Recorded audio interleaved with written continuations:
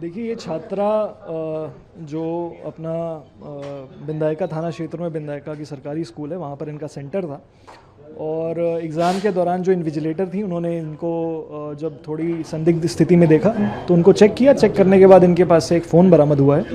Phone बरामद करने के बाद उन्होंने सूचना सेंटर सुपरिटेंडेंट को दी, जिससे मार्फत सूचना हमारे पास आई। सूचना प्राप्त होने पर जो पुलिस की टीम है वहाँ पर पहुँची और इस छात्रा से पूछताछ की गई और जो फ़ोन था उसका अवलोकन किया गया, इनके क्वेश्चन पेपर का अवलोकन किया गया।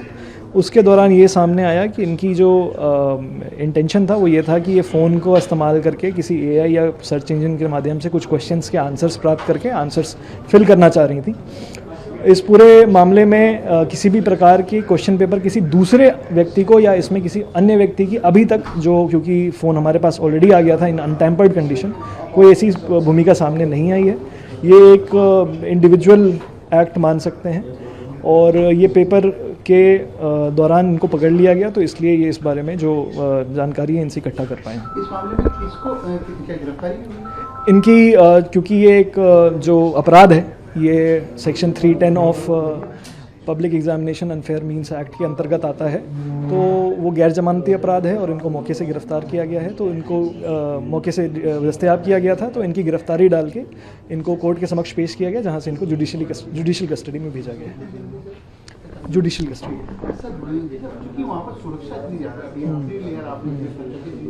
मोबाइल अंदर गया कैसे? क्योंकि तमाम ट्रेनिंग के बाद, क्योंकि काफ़ी वो था बहुत इसके।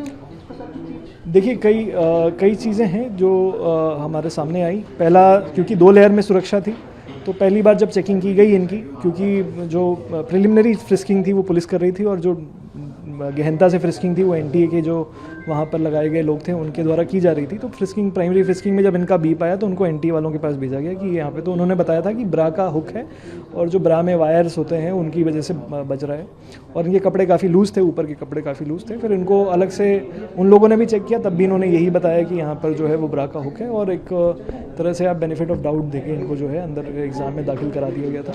इस बारे में भी विस्तृत हमारी जाँच चलेगी कि ये जो वहाँ पर थी उनकी लापरवाही रही या नहीं रही और डिवाइस में क्या वो था। परंतु अभी तक जो हमारे सामने चीज़ें आई हैं उसमें किसी और की मिलीभगत सामने नहीं आ रही है।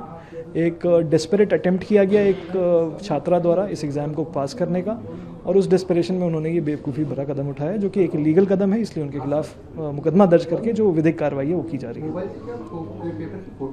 इन्होंने काफ़ी नीचे से रख के क्वेश्चंस की कुछ फ़ोटो खींचने की कोशिश की थी और उस फ़ोटो को फिर ये सॉल्व करने के लिए एआई का मदद लेना चाह रही थी। तो इसके दौरान इनका जो जैमर लगा हुआ था उसकी वजह से पूरी तरह से सक्सेसफुल नहीं हो पाई और उसी कहीं ना कहीं उसी प्रयास करने में, बार बार प्रयास करने में इनके द्वारा जो है इन्विजिलेटर द्वारा इनको पकड़ लिया गया और इनके खिलाफ जो है कार्रवाई की। क्या इसको अपन ये पेपर आउट? बिल्कुल, मैं बिल्कुल पुष्टि के साथ कह सकता हूँ पेपर एग्ज़ाम के दौरान किसी के पास भी नहीं पहुँचा है और पूरे फ़ोन को, क्योंकि फ़ोन इनसे तभी जब्त कर लिया गया था, मौके पे ही जब्त कर लिया गया था, so she did not even have time to tamper anything. तो उस पूरे फ़ोन का अवलोकन करने के बाद हम ये कह सकते हैं कि पेपर कहीं भी हमारे सामने जो अनुसंधान में आया आउट होना इस बच्ची से तो नहीं है।